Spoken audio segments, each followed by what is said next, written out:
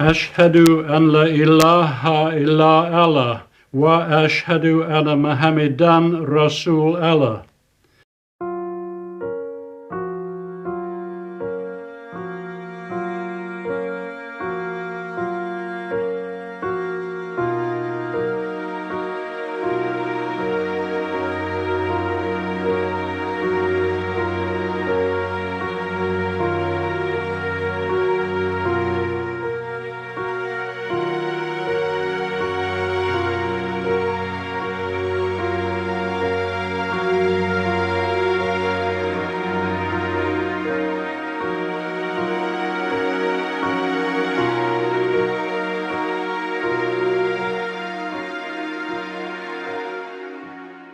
I witness that there is no God but Allah, and I witness that Muhammad is his prophet.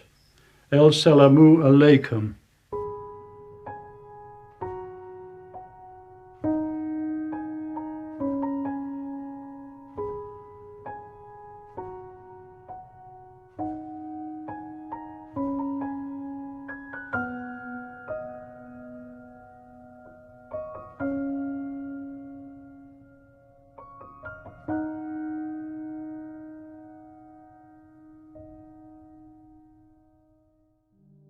My present appointment as a head of an electrical department in a university in London. For the first half of my life, before that, I worked in industry, the latter few years designing very large electrical machines. So most of my life has professionally been devoted to electrical engineering primarily, also mechanical engineering, and I have spent much of the rest of my time studying and researching in parapsychology, psychical research. I am here in this conference because you, my colleague, and I decided that we would offer a paper on some unusual states of consciousness which are not very much the concern of normal science, but which are certainly dealt with in the Quran and Hadith. I would just like to add that our findings together showed in the paper which has been presented to the conference that this coincides with the Quranic ayat which I may read in Arabic. بسم الله الرحمن الرحيم الله يتوفى الأنفس حين موتها والتي لم تمت في منامها فيمسك التي قضى عليها الموت ويرسل الأخرى إلى أجل مسمى إن في ذلك لآيات لقوم يتفكرون. We read a paper on altered states of consciousness of the human being called out of the body experiences, lucid dreaming and near-death experiences. We decided to give a paper on a subject which so far has been rather neglected, particularly in regard to the Holy Quran and Hadith. That is, our paper dealt with altered states of consciousness of human beings, states of consciousness different from ordinary physical space. الله يتوفى الأنفس حين موتها والتي لم تمت في منامها فيمسك التي قضى عليها الموت ويرسل الأخرى إلى أجل مسمى إن في ذلك لآيات لقوم يتفكرون.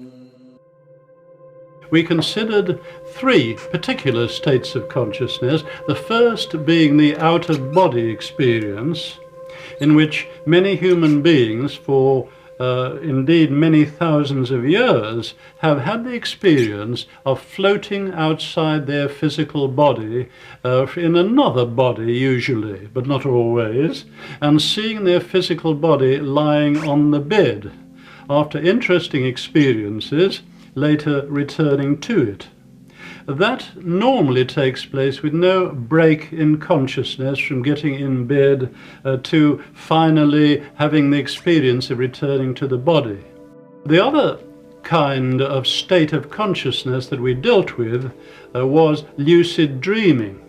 In lucid dreaming, one also has an experience of moving around what looks like the physical world. Sometimes it's in a world which can be altered by the dreamer. The lucid dreamer, the word lucid, means the dreamer is well aware that they are dreaming and that their physical body is in another place, perhaps back home in bed. They remember the things they did earlier, and they remember the things they're going to do the following day.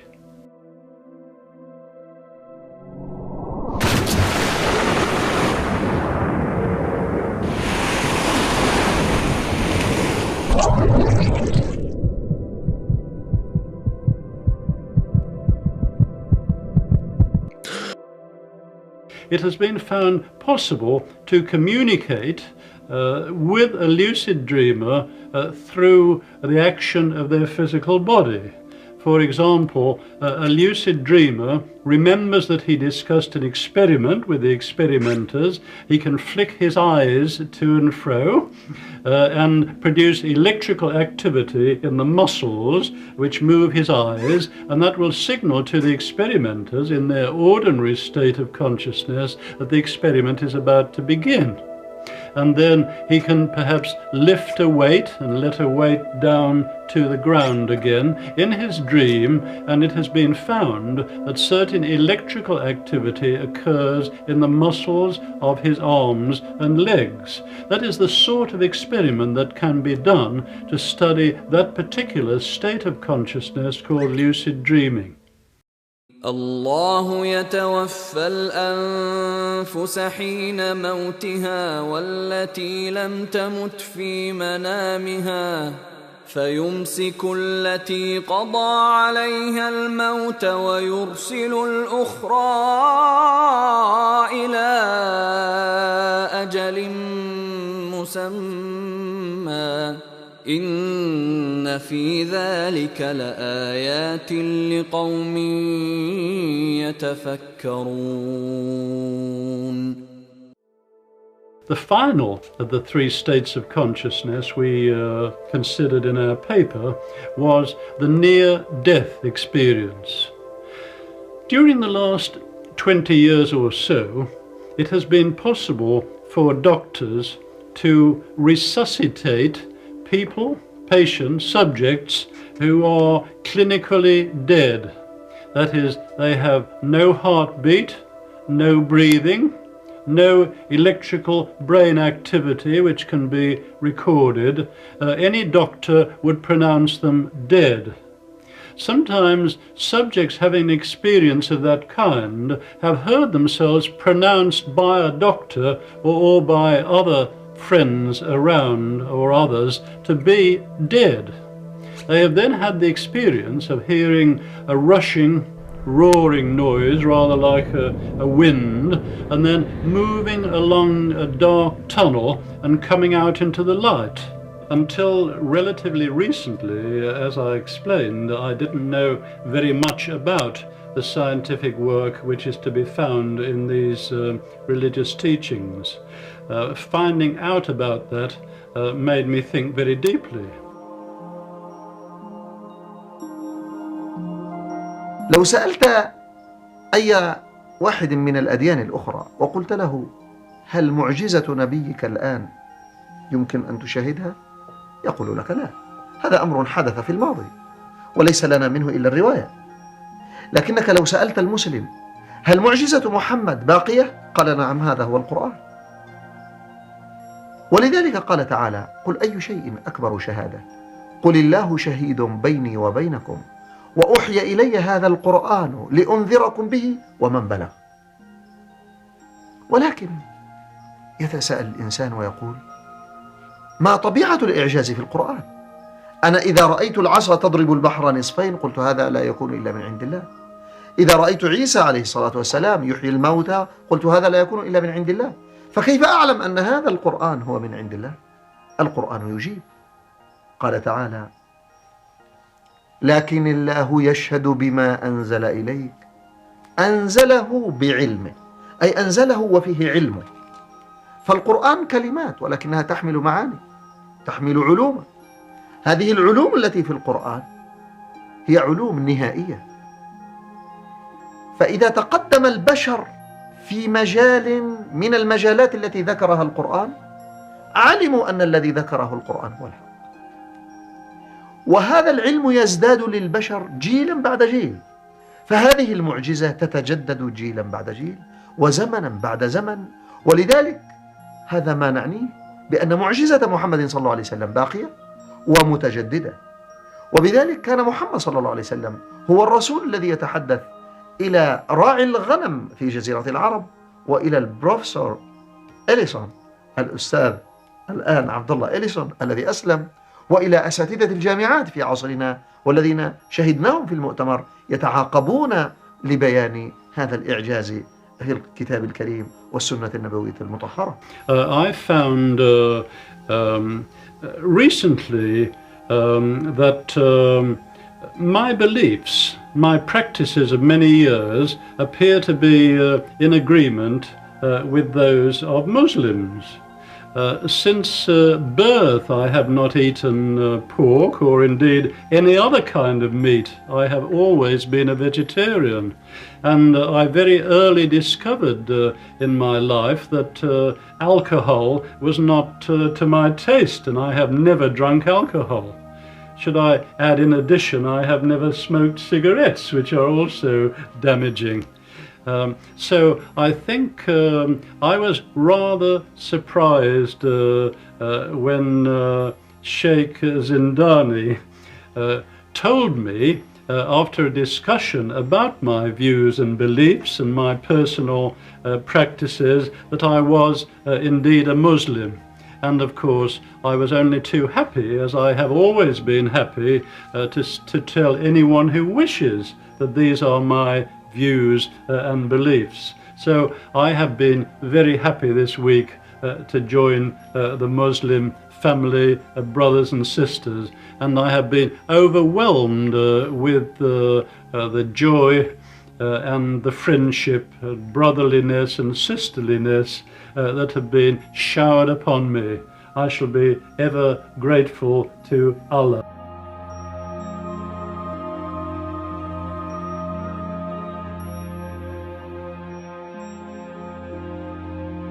Knots, chains, filaments, cosmic web, networks, all these words are semantically associated with the Quranic word al-hubab. Yes, I think the scientific way is the proper way of introducing Islam to the West. Western countries, I'm thinking particularly of my own, the United Kingdom, but this applies also to others, particularly perhaps the United States. Western countries are basically materialistic. الحقيقة أن الله تعالى في القرآن الكريم يخاطب الناس على جميع المستويات.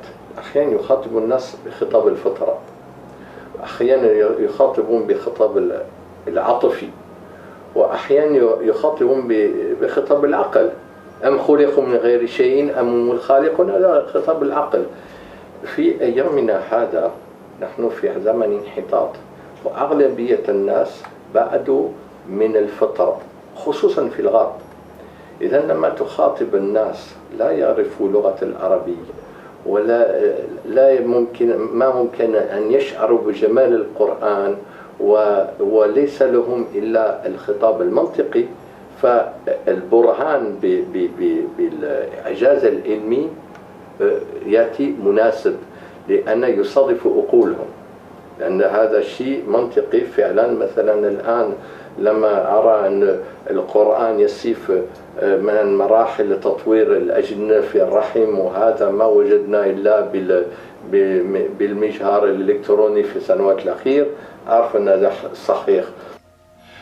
People have been educated in our schools to think that science knows all the answers, and anything which does not fit the materialistic scientific picture must be wrong. The current scientific picture, the materialistic scientific picture, in which a human being is no more than a few kilograms of tissues with a little computer at the top, and the universe is no more than all these objects separated around us in physical space. This scientific picture is showing cracks. It is showing cracks in the particle physics area, that is the micro area of the universe, and it is showing wide cracks in the macro area, big things in the psychical research field. A good scientist follows the evidence where it may lead. So where does the evidence lead? In the particle physics area, electrons sometimes appear as waves, sometimes they appear as particles. It depends on the experimenter and the experiment. Sometimes particles disappear from one point in space and reappear at another point in space without crossing the space in between. Sometimes, in order to make the theories, the scientific theories, agree with the results of experiment, time has to run backwards. أما الذين يقولون القرآن كتاب هداية لا دخل له بالعلم، ففي الحقيقة يقولون حقا وتزل قدمهم في أمر آخر. نعم، القرآن كتاب هداية، ومن هدايته أن يكون فيه الحجج الكافية لإقناع العلماء ولإقناع الأجيال ولإقلاع البشر على اختلاف درجاتهم ومستوياتهم. لقد تكلم القرآن ووصف القرآن الكون، وفاض الخبر في الكتاب الكريم وفي السنة النبوية المطهرة عن الكون. وأهل عصرنا ومنهم البروفيسور إليسون درسوا هذا الكون، فالتقى العلم البشري مع النص القرآني والنبوي في ميدان واحد. فما هي النتيجة؟ ما هي نتيجة اللقاء؟ إن النتيجة قد وعدنا بها قبل 1400 عام. لقد أخبرنا القرآن الكريم أن فيه من الأخبار والأنباء ما لا يعلم إلا بمرور الزمن. قال تعالى: لكل نبأ مستقر وسوف تعلم. أي لكل نبأ من أنباء القرآن زمن يستقر عنده المعنى ويتجلى فيه. I feel that those signs probably weren't understood when the Quran was revealed, and that's why a lot of the scholarly work then was on the other meanings of the Quran and the interpretation of those meanings, and these verses that we're discovering now were a mystery. وقال تعالى: ولتعلمن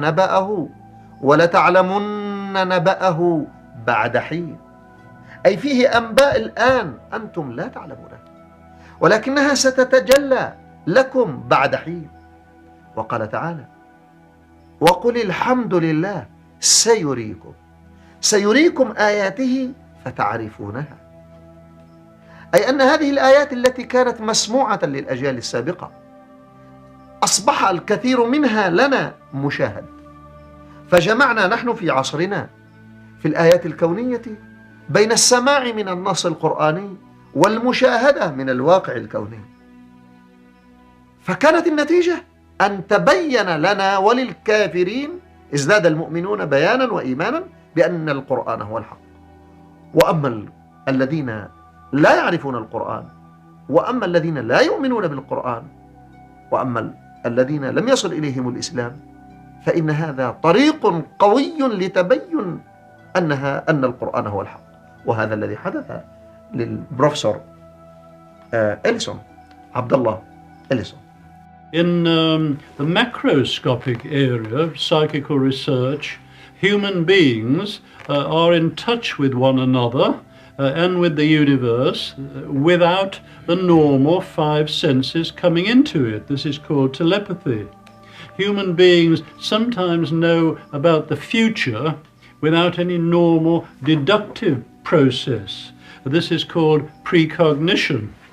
Human beings in full and normal state of health have interesting and unusual states of consciousness in which information about the physical world can be acquired, which is not normally available.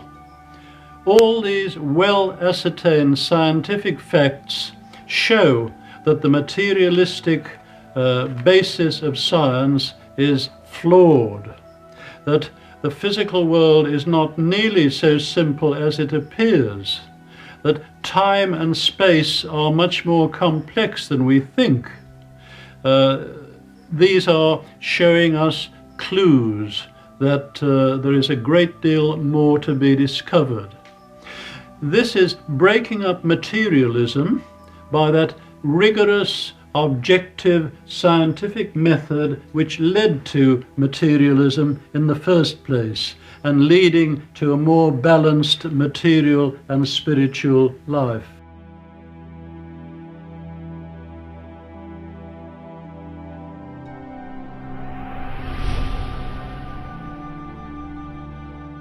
How scientific Islam could be.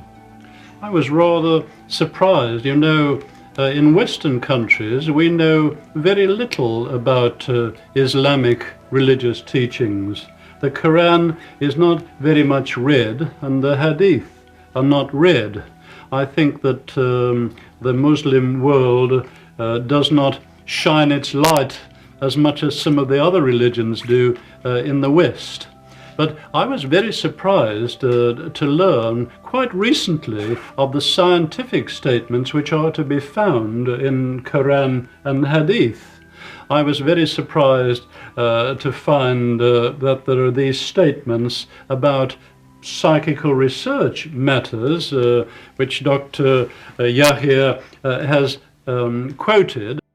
الله يتوفى الأنفس حين موتها والتي لم تمت في منامها فيمسك التي قضى عليها الموت ويرسل الأخرى إلى أجل مسمى إن في ذلك لآيات لقوم يتفكرون.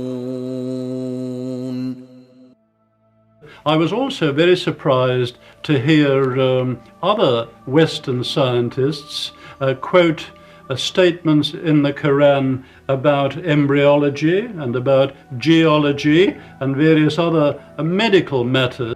The stages of embryonic and fetal development mentioned in the Quran should be used when teaching Muslim students because they are in accordance with our modern understanding of the development before birth. It will also enable Muslim doctors and nurses to explain human development to their patients using Quranic references. Some of those facts not having been discovered until the years of the present century.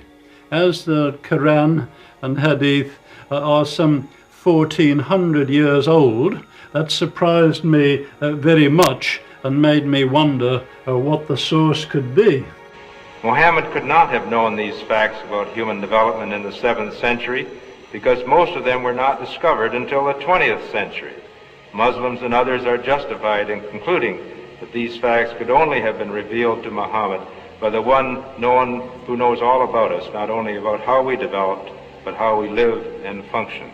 I would like very much to establish in London an important centre in the West as an Islamic scientific research institute to study science, especially those areas of parapsychology and complementary medicine which are so weakly supported at present in the modern scientific world.